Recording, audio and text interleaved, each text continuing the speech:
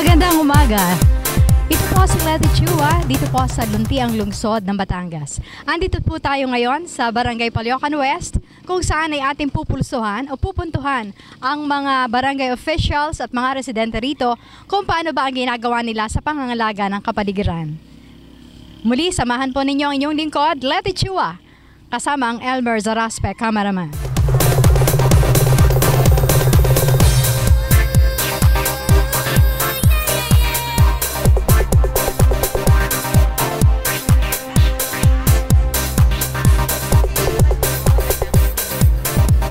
Kasama natin dito ang ina ng barangay, ang maganda at kaakit-akit, masipag na si Pangulong Patricia Makatangay. Magandang umaga po, ma. Magandang umaga po naman sa inyo. Buti naman po kayo napapasyal dito sa aming Palyocan West. Gusto kong ipakita sa mga tao na aming mga barangay ay may pagmamalaki din, may marami kaming halamanan. Dalawa itong aming halamanan ng barangay. Isa dito at isa doon. Meron din kami sa aming barangay hall. Meron din kaming isang maliit din garden para dahil sa halamanan. Yun, tapos yun nga yung mural, di ka nakita nyo? So, ibig sabihin marami kayong garden at involved ang mga tao dito. Kasi ang nagkuhan dito, si Kagawad Marasigan. Siya ang nag-umpisa dito, siya ang nag-ayos nito. Doon naman sa isa aming halamanan, si Kagawad Matera. At doon naman, kami lahat doon sa aming barangay hall. Okay, more or less, ilan po ba yung mga residente dito? Ito yata yung isa sa pinakamaraming residente. Ano ho? May mga more or less 6,000. Mga 5,692 ang population namin. Pero mga household siguro mga 1,003 household, ganun. Okay, so bilang isang babae at siyang pinakang pinuno ng barangay, parang medyo ba kayo nahihirapan? 6,000 residents? Hindi naman kasi kasama ko naman aking mga kagawad. Nagtutulong-tulong kami. Mahusay sila at may pakikisama. Ewan ko sa ibang barangay, pero kami sama-sama nagkakaisa sa isang layunin. Ang makisama sa layunin ng ating pamahalaan lusod, kung ano sabihin sa amin ng pamahalaan lusod, sumusunod kami dahil alam namin ito ay para sa kapakanan ng ating mamamayan. Saka siguro po ay ang inyong kabiyak na si Dr. Libio na matagal ding nanungkulan dito, parang kayo na-expose na rin, ano po? Talaga. Lagi nang sa bawat mga projects niya, sinusuportahan ko siya. Yung nga, gusto kong ipagpatuloy lahat. Anyway, nandito na halos na kanyang mga project na naayos na. Yung mga patubig, yung lahat na education for the poor. Ganun. Okay. Tapos So talaga excited na ako na makita ang mga best practices dito sa Barangay Palyocan West. Unahin natin itong halamanan ng Barangay Palyocan West. Pasukin po natin, Pangulo.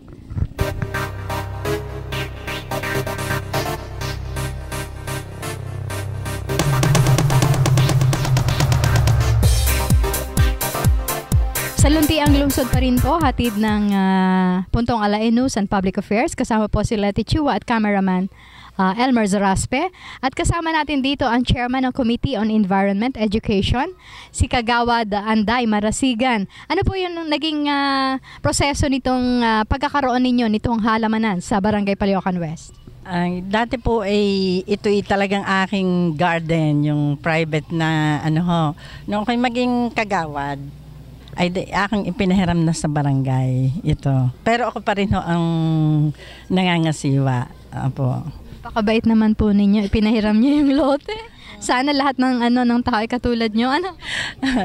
Sana nga po. Okay, so ito ho ba sabi ni Pangulo ay may na-harvest na kayo? Opo, ito'y dati marami nang na-harvest kaming mani, talong, polsitaw, mga patola, kalabasa. Ay ngayon yung mga nagdaang bagyo, ay ito kita pa ho ninyo niyan, talagang natutubigan ito. So, namatay. Kaya ito mga nakikita ninyo, panibagong tanim ko na ulit. Bali, how often kayo pumupunta rito para maghasik ng mga pananim o ng mga seedlings? At sino yung mga kasama nyo dito? Janitors namin, ay tinutulungan ako. Pero sa dami ho naman ng lapad naman ng Barangay Palyocan West, hindi naman kaya nila. Dahil 7 purok ho ito. So, ang ginagawa ko, di yung mga na-harvest ho ditong noon na patola, di na ipagbibili ho sa katalong, yun naman po ang ginagamit ko sa pagpapahukay na ano na ako ng ibang nagdudukal po para sila. Ako lang ang tagapagtanim pero hindi ho ako ang nagko-cultivate. So katulong po yung mga women's dito sa halamanan, sa Barangay Palyokan. So, ayan, nakakatuwa naman itong talong. Ano hong variety ito? Ito ho ba'y galing din sa Okbas? Kasi lahat halos ng halamanan at mga seedlings ay galing sa Okbas. Nandoon yung ube, yung violet doon, yun po'y galing Okbas. Pero ito po, itong variety ito, nasaan Anong variety yan? Ayan, maliit. Uh-huh. Medyo maliit pero yan ho ang masarap. Uh-huh. Hindi po ba? Ito po ay aking inimporta doon sa aking pamangkin sa ibang barangay. Ito masarap ang lasa. Oo, masarap po yan. Kasi usually, pagka pinirito, masarap ito, malutong. Ay, yung ibang variety ho, ito'y may bilog pa eh. Yun hong ube galing sa Okbas yun. So ito ay ripe na. Adult na ito, hindi na ito hahaba pa. Ay, parang hindi na ho hahaba yan. Mature na ito. So talagang nakakatuwa itong halamanan. Meron pa. Ang mga bagong sibol, ano ho?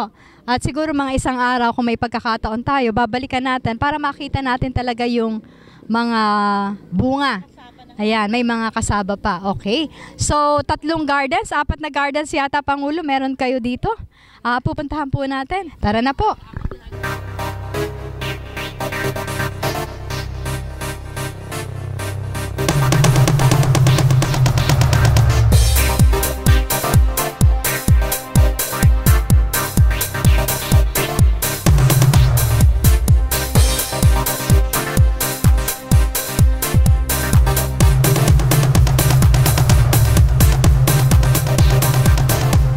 Andito pa rin tayo sa Tarnate Street kung saan ay may 2 halamanan dito at nakita natin yung halamanan na minimintenan na Kagawad Anday Marasigan.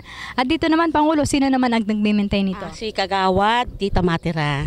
Ito'y aming sinimula kasi ang pinakukon sa atin ng lungsod, yung pagtatanim ng malunggay. So, ito pala pinaka-fence nito sa harapan ay puro malunggay. Ayan. O pati yan, makikita niyo puno na malunggay yan, nakapalibot dito sa aming garden na ito. Okay, sandali lang, Pangulo, kasi habang tayo naglalakad, may kinukwento kayo sa akin. Ano ba yan? Ito yung stemba ng balinghoy, ng kasava. Kasi nung bata ako, ay hilig kong gumawa ng mga para kwintas. Tapos ginaganito ko yun. Tapos pinuputol-putol kong ganyan. Tapos bago sa pagkakabitin, let me see. Yan.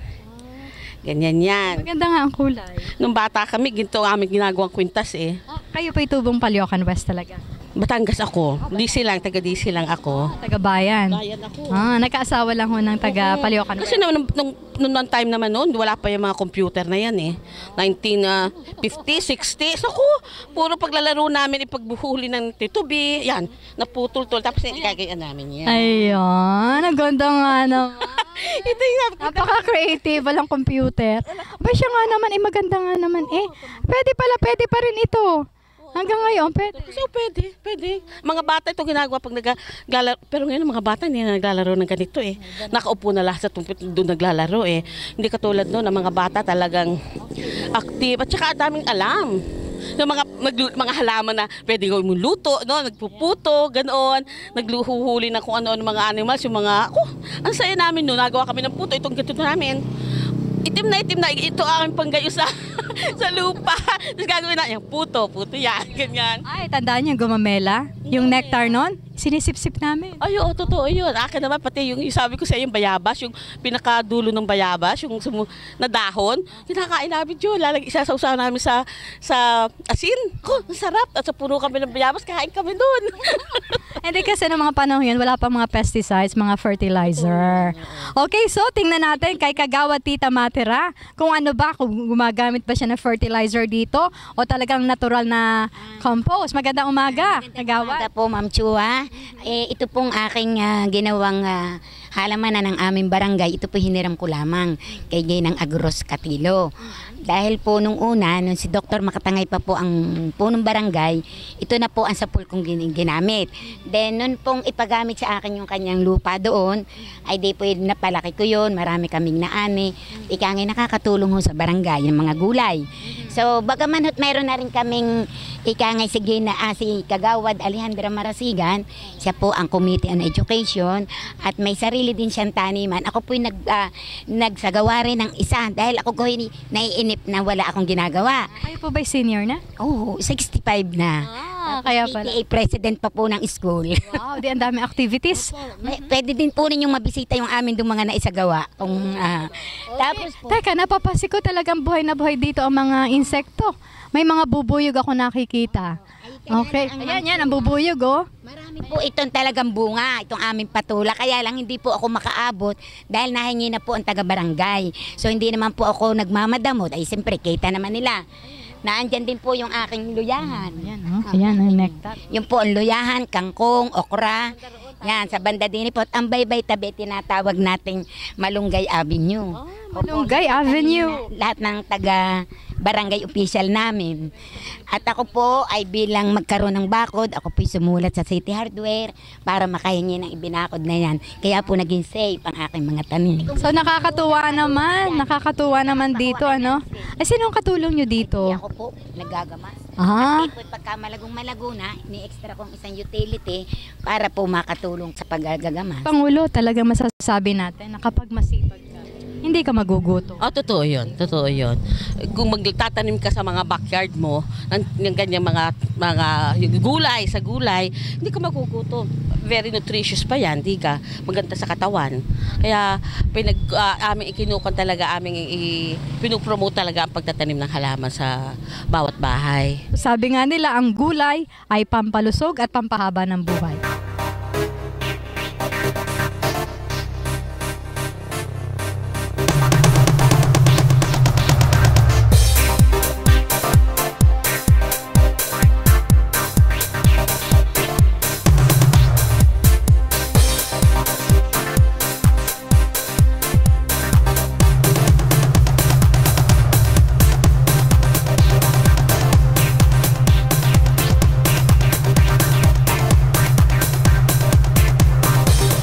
Sa Kalunsuran, itong ang Caloocan West ay tinatawag na suburban, pero meron tayong napansin na ginagawa ng isang residente rito, si Ginoong Lito Macaraig. Ano po ba yung ginagawa niyong yung gawain na yan? Dala po, bale yung panghuli ng hipon at saka mga isda. Panghuli na? Hipon at saka mga isda po. Ah, okay. Ano, saan huyari ito? Sa Tansi po. Ah, Tansi. So, Tansi Pangawil. So, bali ilang araw na ho niyo itong ginagawa? Matagal na po. Matagal po bago makatapos ng isang ganito. Pansarili lang po ito? Apo. Ay, may nahuhuli pa naman ho kayong hipon. Po. Diyan po sa atin, sa ilog? Alumpang? Sa dagat po. Doon po sa may Bilibid po, malapit po sa Piera. So, bale, ito yung inilalagay nyo sa dagat. Tapos, Hagis po. Gusto niyo po makita ang sample? ayan. Ayan. Ay, ang ganda. So, yan po yan. Yan po yan. Ito po, yung niyahagis namin sa dagat.